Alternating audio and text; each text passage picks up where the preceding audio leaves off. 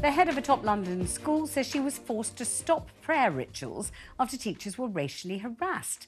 Michaela Community School in Brent is being challenged in the High Court by a Muslim pupil who says the policy is discriminatory and breaches her right to freedom of religion. Catherine Singh, who's been called Britain's strictest head teacher, has defended the so-called prayer ban, saying it's wrong to separate children according to religion or race. Joining me now in the studio to talk about it, talkTV's international editor Isabel Oakeshott. Good to see you, Isabel. And down the line, I'm joined by Basra Meyer, Head of Policy for the Centre of Education. Nice to see you, Baz. Let's start with you, Isabel. I know that you know Catherine Singh well. I've had the pleasure of interviewing her myself on quite a few occasions. What do you understand to be going on at that school? So I think it's really important to understand what kind of school Michaela is. It's in a very tough part of London. Its intake is extremely mixed. It's a state school, although it was founded by Catherine Singh. So it's not fee-paying, it's not selective academically until sixth form. And it takes all comers. And what Catherine Singh prides herself on doing is turning children's lives around. So many of her children come from very deprived backgrounds, dysfunctional families, and through very rigid discipline and very clear values, she gets them onto the right path. And the results there are absolutely spectacular. Now, she is a controversial figure. A lot in the teaching profession don't like her style. And as a result, she is under pretty much constant attack. This latest issue relates to her very fundamental principle that the one thing that unites all these children at the school, because they come from such diverse backgrounds, half of the children are Muslim, many others come from different faiths or no faith at all, is something bigger than themselves, which is our country. That's what unites the school, and they all have that in common. What Catherine Singh, the headmistress, said, doesn't want to see is a significant portion of the pupils disappearing off to their own private space during the school day to do something that others aren't included in. So for her, this is all about unity. And, the complaint is that this is somehow discriminatory, but it's really important to point out that every parent of a Muslim child who enrolls in the school knows from the outset that this is the school's policy. They don't have a prayer room. That is a very principled decision, and they sign up nonetheless. And I heard that the way that this was all transpiring was that pupils kind of fairly spontaneously decided to start praying at break, I think, in school break. And they used their blazers as prayer mats, and 30 or so of them began praying. And Catherine Singh felt that this was detrimental to the atmosphere, the unity, the fact they should be exercising at break time, or whatever it was that she felt. And there's been a backlash since. I think that's right. Broadly speaking, that's the background to this. I mean, if you've been to Michaela, as I have, it's a pretty small premises. This isn't some expansive school with playing fields and sports pitches and netball courts. It's just a building in a downtrodden part of London. So there's not a lot of room for pupils to go off and do something like that without it being right in front of everybody else, which is inappropriate on so many levels for something that's very private and personal, that's praying.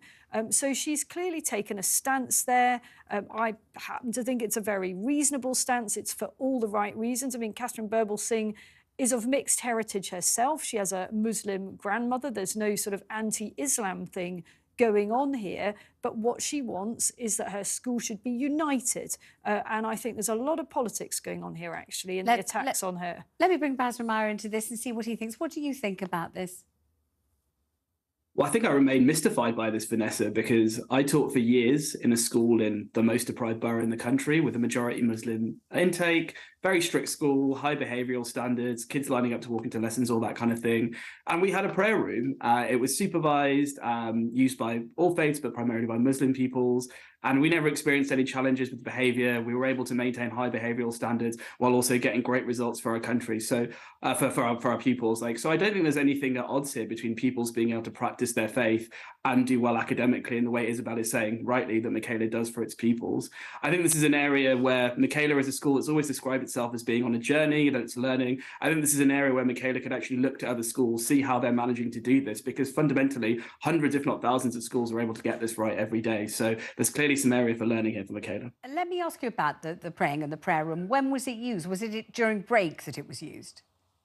Break and lunchtimes, yeah. Right. Did this mean that, some pupils would be praying and therefore wouldn't be able to do all the things that pupils do at break, like, for example, talk and play with each other, get exercise, but also, play instruments, rehearse school plays, all the different things that often happen, play sporting fixtures that can happen during a break. If you're in the prayer room praying, I'm assuming you take yourself out of all of that, or is that not fair to say?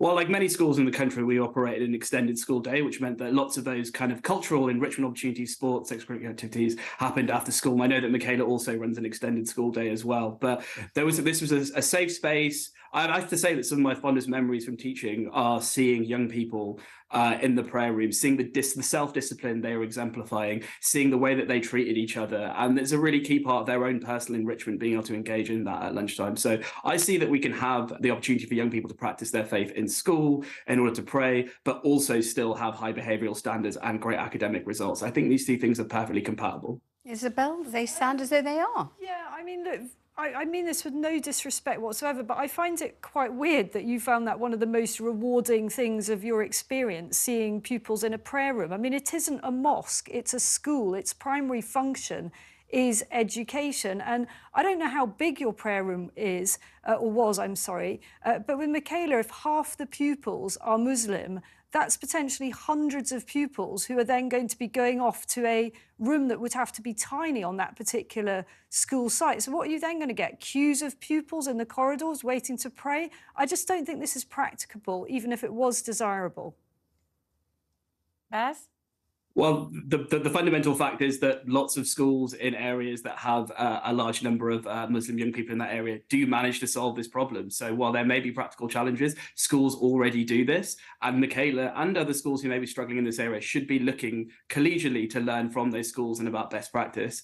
And I don't think we should pretend that there's anything at odds between practice of the Muslim faith in school and getting great academic results. Now, Michaela does do very well academically, but on Progress 8, for disadvantaged young people, there is a school that does better than them, which is Tawhidul Islam Girls High School. Now, I'm certain that there's a prayer room there, and I'm certain that there are young people there who are able to pray, and they get better academic results for disadvantaged young people than Michaela does. So I don't think we need to see these things as being at odds with each other. We need to think of them as being complementary as part of having an inclusive school culture that supports excellence.